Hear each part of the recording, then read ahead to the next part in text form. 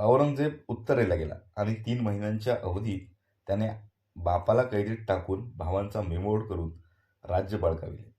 औरंगजेब दिल्लीपती झाल्याची बातमी कळताच राजांनी औरंगजेबाच्या मनात कटुता न राहावी म्हणून नव्या बादशहाच्या सन्मानार्थ आपले वकील सोनोजी पंत यांना दिल्लीला पाठवले. सोनोजी पंत उत्तरेकडे पाठवल्याचे कळताच जिजाबाई म्हणाले, राजे, तुमचा हा एकशः हल्ला नाही मासाहेब, सध्यापुरता सोडवून घेतला. आमच्या वकिलाला पाहून औरंगजेब कटुता विसरेल असं वाटत नाही, पण तो थोर मुसद्दी आहे. तो तसं निश्चित भासवी. तेवढं केलं तरी सध्या ते आम्हास पुष्कळ आहे. आम्हास सध्या तरी औरंगजेबाची भीती नाही, पण आता कोणाची भीती? विजापूर दरबारात आमच्या विरुद्ध वादळ उठण्याचा रंग दिसतो. विजापूरचा काळा ढग केव्हा बारिश करील हे सांगता येत नाही. विजापूरचा प्रबळ सेनापती, पूर्वीचा वाईचा सुभेदार आमच्यावर स्वारी करण्याची संधी हुडकतो आहे. त्याच्याकडे आमचं लक्ष आहे. राजांना अफजलखानापेक्षा जास्त चिंता वाटत होती सईबाईची. सईबाई सारख्या आजारी पडत होत्या. हवाफेऱ्यासाठी राजांनी त्यांना नव्या बांधलेल्या प्रतापगडावर हलवण्याचे ठरवले. विजापूरचा दरबार तटस्थ होता. बादशाह आदिलशाह तख्तावर बसला होता. त्याची नजर उजव्या हाताच्या जाळीदार पडद्यांनी आच्छादलेल्या सज्जावर स्थिर झाली होती. याची आई बडीसाहेबीन संतप्त होऊन सज्जात उभी होती. ज्या शिवाजीने आदिलशाहीचे गड काबीज केले, मुलूक बळकाविला, बंदरे ताब्यात घेतली, एवढेच नव्हे तर आदिलशाही मुलकात 2दा चढाया करून लूट केली, गावे बेचिराख केली, कल्याण खजिना लुटला, त्या शिवाजीची गय करायची किती बड्या साहेबींचा संयम सुटला होता. दरबारात शिवाजीच्या पराभवाची पैजेचे विडे ठेवले होते. तख्तापुढे नक्षीदार चौरंगावर सुवर्ण तपकात ठेवलेले विडे साऱ्या दरबाराला आव्हान देत होते. दरबारात अंकुश खान, रुस्तम जमा, मुसे खान, याकूत खान, सिद्दी हलाल यांसारख्या प्रतिष्ठेच्या सरदारांबरोबरच विजापूरचे इमानी सेवक बाजी घोरपडे, मम्माजी भोसले, झुंजाराव घाटगे हेही हजर होते. सारे चुपचाप हात बांधून हजर होते. साऱ्यांच्या नजरा जमिनीला खिळल्या होत्या. विड्यांकडे पाहण्याचे धैर्य एकालाही नव्हते. उलटणाऱ्या क्षणाबरोबर बड्या बेगमचा संताप वाढत होता. तिचा कणखर आवाज साऱ्या दरबारात उमटला होता. उसने अजमते शाही को ललकारा है. राज्य आणि धर्म यांसाठी त्याचा पराभव झालाच पाहिजे. हे आव्हान स्वीकारणाऱ्या वीरासाठी दरबाराचे विडे हजर आहे. बेगमेची नजर दरबारावरून फिरली. तिने पुन्हा पुकारले, कौन है यह नाराए तकदीर बुलंद करने वाला मुजाहिद? सारे चुपचाप होते. अधोवदन उभ्या असलेल्या सरदारांना नजरेखालच्या गालिच्यावरून पावले रुतत जाताना दिसली. मानावर होऊ लागल्या. साऱ्या दरबारावर बेगुमान नजर फिरून खान अफजल तख्ताकडे जात होता. अफजलचा देह धिप्पाड होता, उंचापुरा होता. चेहऱ्यावर राकट मगरुरी होती. डोळ्यात आत्मविश्वास होता. पाठीवरून जमिनीपर्यंत रोळणारी जरी खिलत उजव्या हाताने सावरीत डावा हात तलवारीच्या मुठीवर ठेवीत खान तख्तासमोर उभा राहिला. बादशाला मुजरा करून त्याने सारा दरबारावरून एक तुच्छतेची नजर फिरवली व तो गरजला, जिल्हे सुबानी बंदा पायांशी हजर आहे. गर्दन मारण्याच्या हुकुमाची फक्त वाट पाहतो आहे. हुजुरांनी त्या मनुष्य क्षुद्र नाव घोषित करावं. शिवा, गद्दारे दख्खन. खान हसला. तो म्हणाला, बस, आणि एवढ्यासाठी आमच्या दरबारी एकही सरदार नाही. य मजाल. बेगम हुजूर, आदिलशाही सल्तनत काट्याप्रमाणे सलत असलेल्या या क्षुद्र शिवाची मी पूर्ण बेमोड करीन. सिवा तो क्या. चढे घोडियानेशी काबीज करून त्याला या तख्तासमोर हजर करतो. आणि पाहता पाहता आपल्या पोलादी पंजाने खानाने तबकातले विडे उचलले. साऱ्या दरबारचा भार उतरला. सुभान अल्लाह, सुभान अल्लाह असे उद्गार प्रकटू लागले. साऱ्या दरबारात रिवाज विसरून एकच जल्लोष झाला. बादशहाने खानास अनेक भारी वस्तू भेट म्हणून दिल्या. त्यात एक रत्नजडित म्यानाची तेजस्वी कट्यार होती. ती खुद्द बादशहाची होती. विजापूर दरबारने खानाला अनेक सरदार दिले. मुसे खान, हसन खान, सिद्दी हिलाल, अंकुश खान, या सरदारांबरोबरच पांढरे नाईक घोरपडे, मम्माजी भोसले, प्रतापराव मोरे यांसारखे हिंदूही होते. खानाचा मुलगा फाजल खान आपल्या 2 भावांसह खानाबरोबर होता. विजापूरबाहेर खानाची छावणी तयार होती. आपापली पदकी घेऊन सरदार सामील होत होते. उंट, हत्ती, घोडी यांनी छावणी ठायी सजली होती.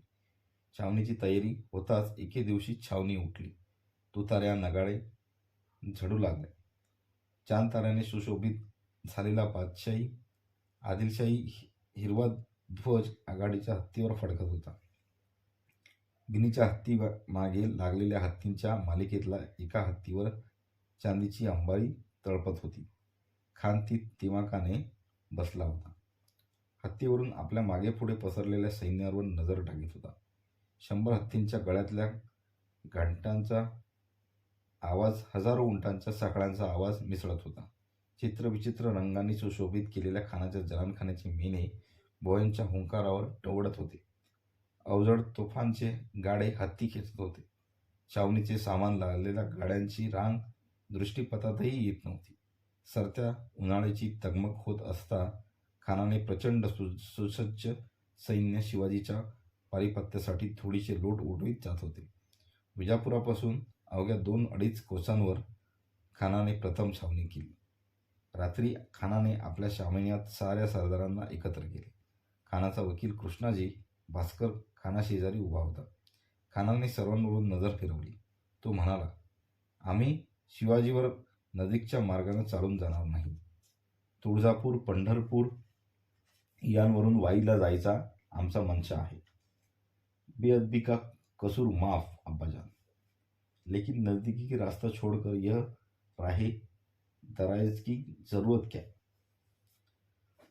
अफजल खानाच्या चेहऱ्यावर स्मित झळकले.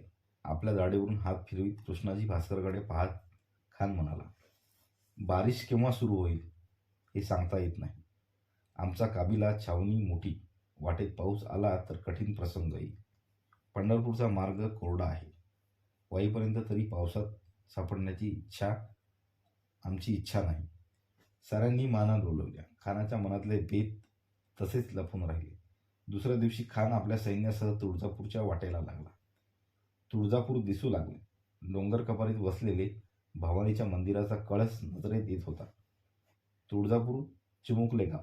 खान येतो हे कळताच भयभीत झालेले तुळजापूरचे लोक सैरावैरा पळत सुटले. खान तुळजापूरला आला.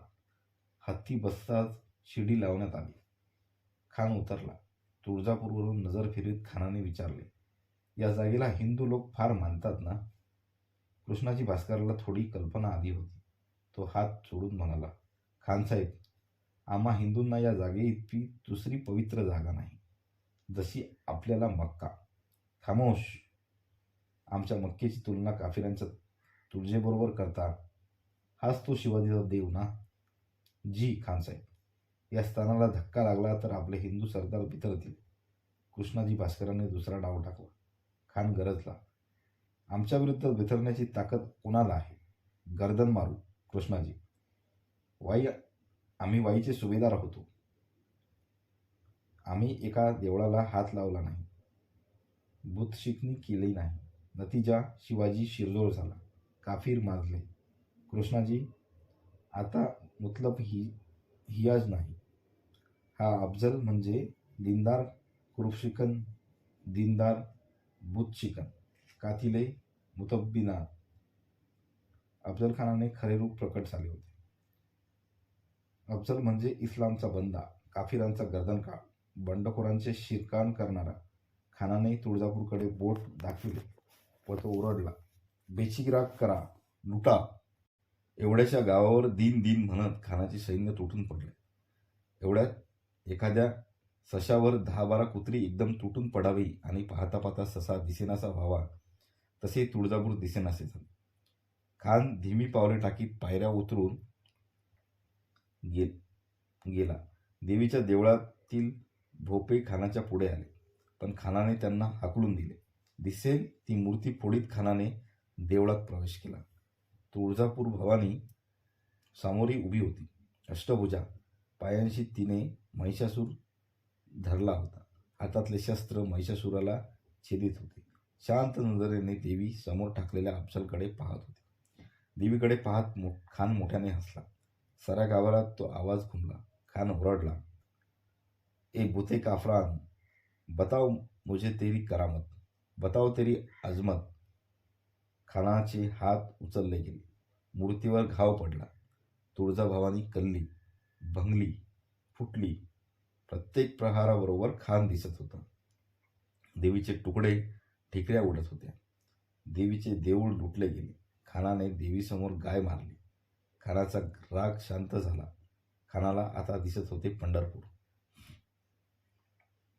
शिवाजी महाराजांचा मुक्काम राजगडाच्या पायथ्याशी राजांनीच बसवलेल्या शिवापट्टण गावाला होता. सईबाईची दिवसेंदिवस खालावत जाणारी तब्येत पाहून राजांनी हवाफेर म्हणून त्यांना जिजाबाईंच्या सह प्रतापगडावर पाठवले होते.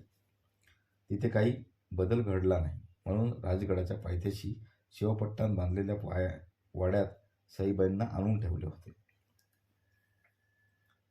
संभाजीराजे पावले टाकीत होते, पळत होते आणि साहेब अंथरुणाला खिळल्या होत्या. राजे सईबाईंच्या महाली होते. 2 दिवस आलेल्या ज्वराने सईबाई जास्तच अशक्त दिसत होत्या. सईबाईच्या शेजारी बसलेल्या राजांनी विचारले, सई, तुला कंटाळा आला असेल तर बुद्धिबळ मांडूया का?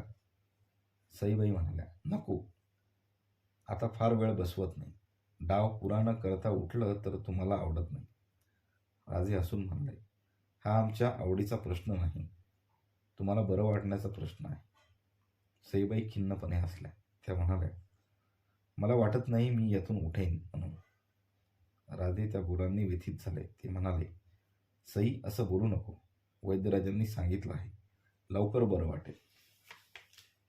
राजांचा व्यथित चेहरा पाहून सईबाई म्हणाल्या, केव्हा तरी आजारपणाचा कंटाळा येतो आणि असं बोलून जाते. राजांना काय बोलावे सुचत नव्हते. त्यावेळी मनोहारी आत आली. राजे म्हणाले, सई, आता आमचे कपडे लत्ते या मनोहारीलाच पाहावे लागतात. सईबाई हसल्या. त्या म्हणाल्या, आपण तिला सांगता पण बिचारीवर साऱ्यांचा रोष होतो. त्यापेक्षा धाकट्या राणीसाहेबांना सांगितलं तर. सई, ही कामं सांगून वा ठरवून का होतात? राजे म्हणाले, तुमच्याबरोबरच ही आली, हिला फारसं सांगावंही लागत नाही. मनोहारी स्तब्ध उभी होती. सईबाईंनी विचारले, का आली होतीस म्हणून? मासाहेब इकडे येत आहेत.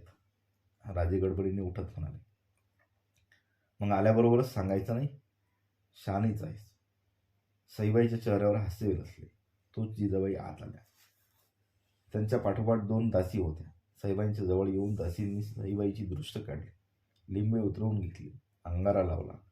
जिजाबाई म्हणाल्या, शिंगणापूरचा प्रसाद आला, हिच्यासाठी अभिषेक सांगितला होता, तो तरी नवसाला पावतो का पाहायचा. राजे काही बोलले नाही. जिजाबाईंनी विचारले, खानाची काही बातमी? खानानं विजापूर सोडलं आहे. राजे म्हणाले, फिरंगोजींना तुम्ही बोलवलं? हो, आलेत. मगाशीच आलेत. तुम्ही इथं होता, आम्हाला भेटले? राजे गडबडीने बाहेर गेले. सदरेवरून हसणे उठत होते. राजे सदरेवर गेले. त्यांचे पाय जागच्या जागी खेळून राहिले. फिरंगोजी ओनवे झाले होते. त्यांच्या पाठीवर शंभूबाळ बसले होते. बाजूला उभे असलेले शामराजपंत, अण्णाजी, तानाजी राजांना पाहतच चपापून उभे राहिले. फिरंगोजीच्या लक्षात येऊनही त्यांना उठता येत नव्हते. पाठीवर शंभूबाळ होते ना. राजांना हसू आवरेना, कठीण झाले. पुढे होऊन त्यांनी शंभूराजांना उचलले. उठत असलेल्या फिरंगोजींकडे राजे पाहत म्हणाले, शंभूबाळ, आजोबांचा घोडा करतात का? संभाजीराजे आनंदाने हसले आणि ते उभ्या असलेल्या फिरंगोजीकडे झेपावले. फिरंगोजींनी त्यांना घेतले. राजे म्हणाले, फिरंगोजी, राजांना तुमचा भलताच लळा लागलेला दिसतो. 2 वर्षाची उमर, पण माणसांची चांगली ओळख ठेवतात. फिरंगोजी म्हणाले. फिरंगोजीच्या काखेतून शंभूबाळ खाली उतरले आणि दौडत आत गेले. राजे खाशा सदरेत आले. फिरंगोजी, तानाजी, रघुनाथपंत ही मंडळी मागोपाठ होती. राजे बैठकीवर बसले. फिरंगोजींनी विचारले, राजे, आठवण बरी केली सा? फिरंगोजी, मानकोजी ही मंडळी मोठी, आधाराची. संकटाच्या वेळी तुमची आठवण करायची नाही तर कुणाची करायची? संकट काय, 5वीलाच पोचलंय, फिरंगोजी म्हणाले. तसं नव्हे, नरसाळा. मानकोजी दहा तोंडे म्हणाला, विजापूरचा अफजल खान वाईला सुभेदार होता, तो विजापुरासनं निघालाय. कशाला? तुला लग्नाचं आवतण द्यायला. मानकोजी चिडले, सारे हसले. राजे म्हणाले, मानकोजी, आमचे फिरंगोजी एकदम साधे, त्यांना असं आडवाट्याचं बोलणं कळत नाही. फिरंगोजी, अफजल खान आमच्यावर स्वारी करण्यासाठी निघाला आहे. 10,000 फौज आहे, तेवढंच घोडदळ आहे. आणि फिरंगोजी टाळा बसला. एवढंच नव्हे, विजापूर दरबारात आम्हाला चढे घोड्यानिशी पकडून आणतो अशी म्हणून पैजेचा विडा उचललाय त्यानं. फिरंगोजीच्या मिशा थरथरल्या. पालथी मूठ गालमिशांवर फिरवीत फिरंगोजी म्हणाले, वाट बघ म्हणावं. शिवाजी सोडच, त्याच्या घोड्याचा नाल गाव नाही म्हणावं. बसल्या जागी संतापून निकट निवारण होत नाही. फिरंगोजी, मग काय करावं सांगा. खानाची तयारी ऐकली तर खान समोपचारानं फिरेल असं दिसत नाही. त्याचा तो इरादा नाही. विश्वासराव आलेची वर्दी घेऊन नौकर आत आला. विश्वासराव म्हणजे राजांच्या नजरबाज खात्याच्या बहिर्जी बरोबरचा हुद्देकरी. विश्वासराव जेव्हा आत आले तेव्हा आतल्या दरवाजाने जिजाबाई आल्या. विश्वासरावांनी मुद्रा केला. जिजाबाई म्हणाल्या, विश्वासराव, काही चांगली बातली आणलीत ना? विश्वासराव काही न बोलता उभे होते. राजांनी विश्वासरावांना विचारले, सांगा विश्वासराव, काय झालं? महाराज, बातमी चांगली नाही. खान वाकडी वाट करून तुळजापूरला गेला. तुळजापूरला? महासाहेब उद्गारले. हो, तुळजापूरला. खानानं विजापूर लुटलं. गाव बेचिराग करून खान भवानीच्या देवळात गेला. तुळजापुराची भवानी खानानं फोडली. जिजाबाईंचे डोळे भरून आले. राजांच्या उभ्या शरीरावर काटा फुटला. डोळ्यात संताप उसळला. आपल्या मुठीवर आवडीत ते म्हणाले, विश्वासराव, खानानं आमचं कुलदैवत फोडलं आणि आम्ही ते शांतपणे ऐकतो आहोत. खानाची मजल इथपर्यंत जाईल असं वाटलं नव्हतं. विश्वासराव म्हणाले, राजे, तुळजापूर मारून खान पंढरपूरकडे वळला आहे. पापाचे घडे पुरे भरूनच खान येणार असं दिसतं. जिजाबाई म्हणाल्या, हो, त्याच्या पापाची आणि आमच्या धोरडेपणाची परीक्षा एकाच वेळी होणार असं वाटतं. मासाहेब, खानाचा हा सामना अटीतटीचा दिसतो. ज्यानं भवानीला हात घातला त्याच्या संग बोलणी करण्यास 4 हात केलेलं बरं. फिरंगोजी म्हणाला, शाबास फिरंगोजी, असे शब्द ऐकले की जीवात जीव येतो. आपण शांतपणे विचार करू. आई बुद्धी देईल तसं वागू. विश्वासरावांच्याकडे वळून राजे म्हणाले, विश्वासराव, तुम्ही जा. खान कुठं जरी फिरला तरी छावणी वाईलाच करेल. त्याच्या सुभ्याचं ते ठिकाण. पंढरपूरपासून वाईपर्यंत आपले नजरबाज फिरा. फकीर संन्यासी नाना वेशात ही माणसे हिंडू देत. खान माणूसबळही करीत असेल, त्यातही आपली माणसं घाला. खानाची शिकण देखील आम्हाला कळायला हवी. विश्वासराव मुजरा करून गेले. चिंतातुर जिजाबाईंच्याकडे पाहून राजे म्हणाले, मासाहेब, खान अवेळी येतो आहे, त्याबद्दल परमेश्वराचे आभार मानायला हवे. हाच खान आधी आला असता तर बाका प्रसंग होता. राजे काय म्हणतात याचे कोडे सर्वांनाच पडले होते. राजे म्हणाले, एवढा निसर्ग आमचा पाठीराखा असता भ्यायचं कारण काय? खान किती लवकर आला तरी तो वाईला पावसातच येणार. पावसाळा संपेपर्यंत त्याला हालचाल करता येणार नाही. तेवढी उसंत आपल्याला पुष्कळ आहे. फिरंगोजी, तुम्ही चाकणला जाऊन गडाच्या बंदोबस्तीपुरती शिबंदी ठेवा. गड सुरक्षित करून उरलेल्या शिबंदीनिशी इकडे या. सोनोपंत अशाच आज्ञा साऱ्या गडांवर पाठवा. दुसऱ्या दिवशी राजांचा शिवपट्टणचा मुक्काम राजगडावर हल्ला. गडाच्या बंदोबस्तीचे काम जातीने सुरू झाले. राजगडाच्या तिन्ही माचांचा बंदोबस्त केला गेला. गडावर सारख्या खानाच्या बातम्या येत होत्या. त्यांचाच नको ती बातमी घेऊन धडकली. खानाने पंढरपूरच्या देवस्थानाला उपद्रव केला. गडाचे वातावरण चिंतातूर होते.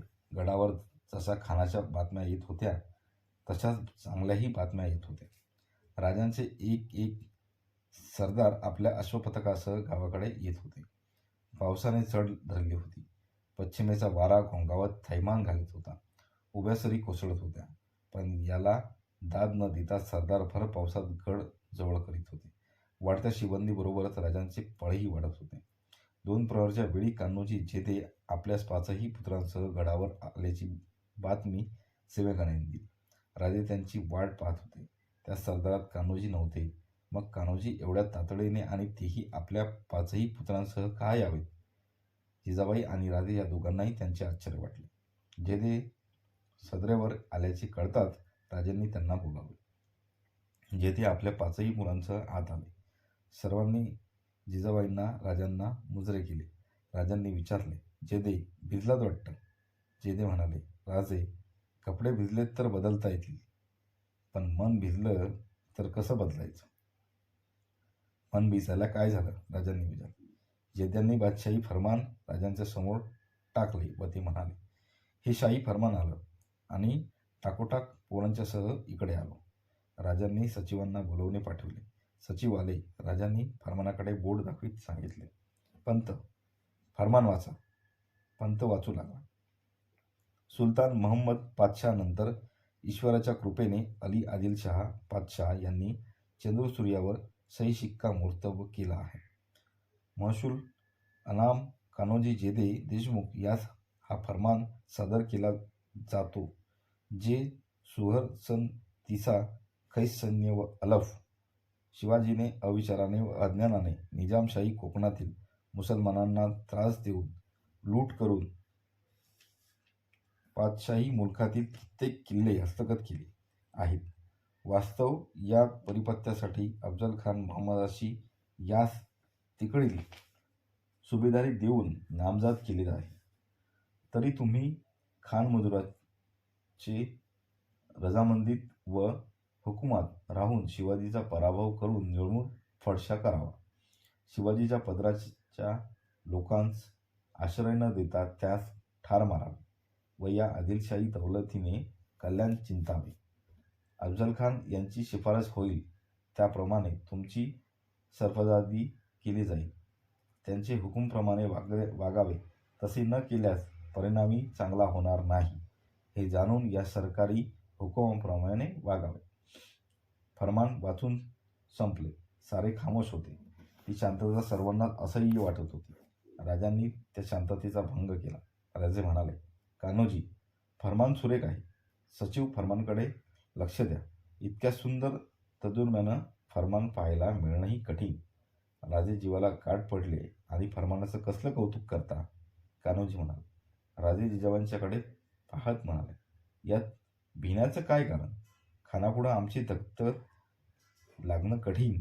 हे फरमानावरून सूर्यप्रकाशा इतकं स्वच्छ दिसतं. ज्या नावेत पाणी शिरतं त्या नावेत कोणी बसायला धसेल का? राजे, कान्होजी उतरले. म्हणून आम्ही खानाला मिळायचं? काय बिघडलं? आम्ही तरी तुमच्यासारख्या आपल्या माणसांना यात काही उडी घ्या असं सांगणार नाही. आम्ही प्रसंग जाणतो. जीव वाचवणं हा काही गुन्हा ठरत नाही. राजे, काय बोलता? जगावेगळं आम्ही काहीच बोलत नाही. तुमचे शेजारी खंडोजी खोपडे देशमुख उतरवळीकर कुठं आहेत? मसूरचे सुलतानाजी जगदाळे देशमुख कुठं आहेत? कान्होजी चकित झाले. राजे म्हणाले, तुम्हाला माहीत नसेल तर आम्ही सांगतो.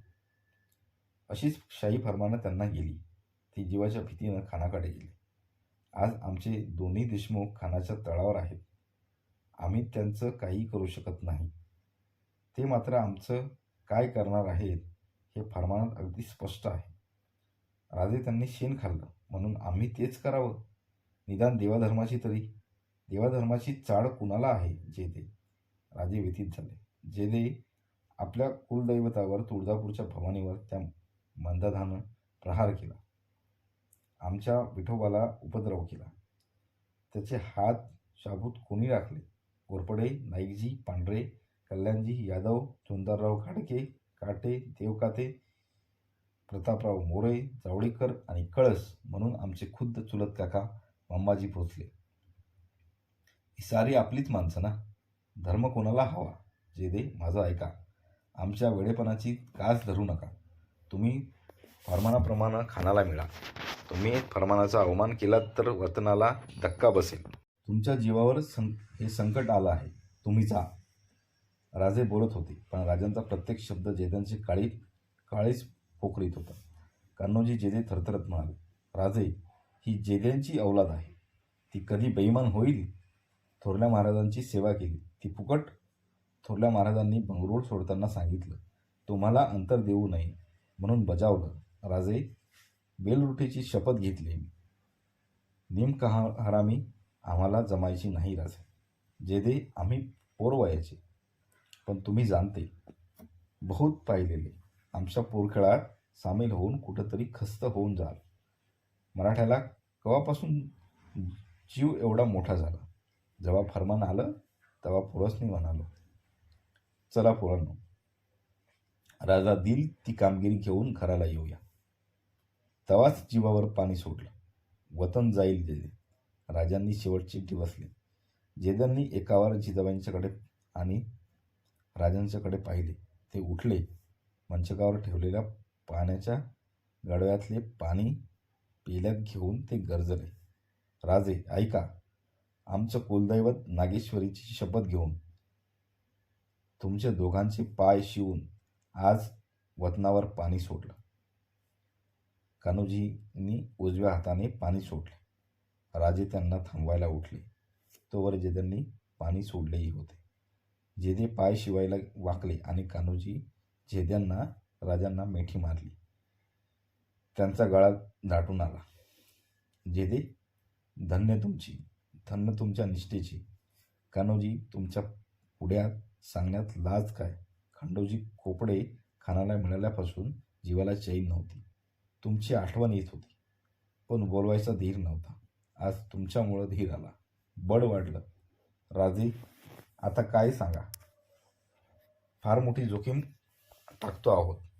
तुम्ही जाऊन सारे देशमुख गोळा करा, त्यांचा विचार घ्या, समजूत काढा, पण खंडोजी खोपड्यांचे वर्तन कोणाला करू देऊ नका. ती जिम्मेदारी माझी. आजच आम्ही माघारी फिरतो. थांबा जेदे, कधी नाही ते मुलांसह घरी आलात, राहून चला. मासाहेब म्हणाले, मासाहेब, घर काय परकं आहे, पण आता जाऊ द्या, परवानगी द्या. ठीक आहे. कान्होजी राजे म्हणाले, तुमचा काळीचा कबिला दमढेरे तळेगावला पाठवा. कान्होजी नजर देत विचारते झाले, राजे, घरादारावर पाणी सोडलं तरी विश्वास नाही? गैरसमज करून घेतलात कान्होजी. तुम्ही तुमच्या वतनावर पाणी सोडलं आणि तुमच्या घरादाराचा बोजा आमच्यावर टाकलात. तुम्हाला काळजी नसली तरी आम्हाला ती टाकून कशी चालेल? कारीला तुमच्या घराच्या लोकांनी आता राहणं सुरक्षित नाही. त्यांना तळेगावला पाठवा, ही आमची आज्ञा आहे. राजांच्या त्या प्रेम आज्ञेने कान्होजींना सार्थक झाल्यासारखं वाटलं. राजांची कामगिरी घेऊन कान्होजी माघारी गेले. कान्होजींच्या वर्तनाने सुखावलेले राजे हिजीबाने आणलेल्या बातमीचे बेचैन झाले. पंढरपुराहून येत असता खानाने वाटेवरच्या मलवडीला बजाजी निंबाळकरांना कैद केले. निंबाळकरांच्या चाकरीत काही कसूर झाला नव्हता, तरीही त्यांचे गुन्हे फार मोठे होते. मुसलमान झाले असता ते परत हिंदू झाले. बजाजी शिवाजीचे मेहुणे होते. बजाजींना महाजीसारखा सखुबाईचा स्वीकार करून शिवाजीचे नाते नवीन केले होते. खानाने बजाजीला दस्त करून हत्तीच्या पायतळी खालून मारण्याची धमकी दिली. बजाजी परत संकटात सापडले. सईबाईचा वाढते आजारपण आणि त्यातच आलेली ही भावाची बातमी, ती ऐकून सईबाई पुऱ्या खचल्या. राजांनी जाऊन समजावले. सईबाई म्हणाल्या, आपण त्यांच्यासाठी थोडं का केलं? आपल्याला काही सांगायला देखील जागा राहिली नाही. सई, या गोष्टी सांगाव्या लागतात. बजाजी तुमचे भाऊ आणि आमचे कुणीच नव्हे का? बजाजींना जरी विसरलो तरी आमच्या लाडक्या सखुबाईंना कसे विसरू? आम्ही बजाजींना सोडवून घेऊ. खरं? हो, पण एका अटीवर. कोणत्या? पुन्हा डोळ्यात पाणी आणायचं नाही, त्रास करून घ्यायचा नाही. सईबाई हसल्या. त्यांनी डोळे टिपले. राजांनी सईबाईंना वचन दिले खरे, पण ते पार कसे पाडायचे? राजांनी गुप्तहेरामार्फत पांढरे नाईकांना पत्र पाठवले. त्यांना गळ घातले. पांढरे हे शहाजीराजांच्या खास मर्जीतले सरदार. त्यांनी हे मानले. पांढऱ्यांनी खानाला तळ घातली. खान 60,000 होनांना राजी झाला. बजाजींनी 60,000 होन कर्ज काढून भरले. बजाजी संकटातून सुटले. राजांनी सईबाईंना दिलेला शब्द खरा केला.